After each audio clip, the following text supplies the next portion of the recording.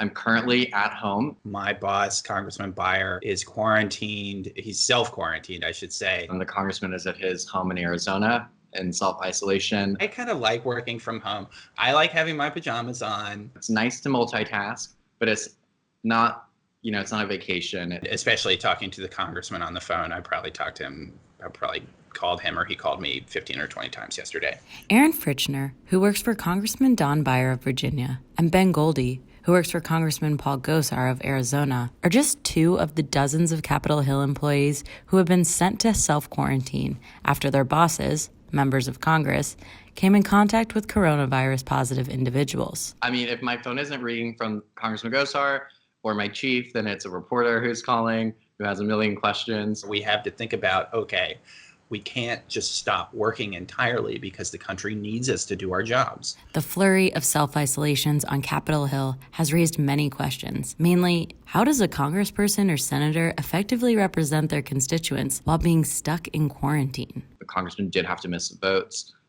He was especially upset that he didn't get to vote on the FISA reform. This week, we had some big stuff on the House floor. We had the FISA reauthorization, War Powers authorization, and Congressman Beyer has been a big supporter of that for a long time, and he wasn't there for the vote. And they're having a hearing on Resolution Coppermine, which is a big thing to Congressman's district in Arizona. There are no Republican witnesses. The Republicans on the Natural Resources Committee are now going to boycott the hearing. So that's one thing the boss is pretty upset about.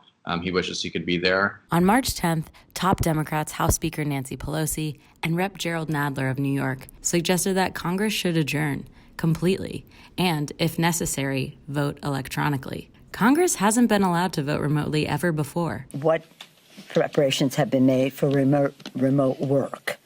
And that is something that we're actually encouraging people to be prepared for. Under these challenging circumstances, both Beyer's team and Gosar's team have turned to teleconferences and other technology to maintain productivity. And 2 weeks ago, people were saying, well, is it really responsible for you to have a town hall? And we were like, well, let's be on the safe side. Let's out of an abundance of caution, let's change it from an in-person gathering to a teleconference. I'm back now with Congressman Don Byers, who is under self-quarantine after contact with a friend who has tested positive for coronavirus. Well, we had a town hall meeting last night. I think all but one question was about the coronavirus. So people are really worried. We've been sticking to mostly phone calls. But it also tells you if you take care of yourself, which I do, I eat well, I sleep well, I work out, I wash my hands, I don't touch on my face if I can help. In these two specific cases, the self-quarantine period will end soon. The boss is getting a little stir crazy.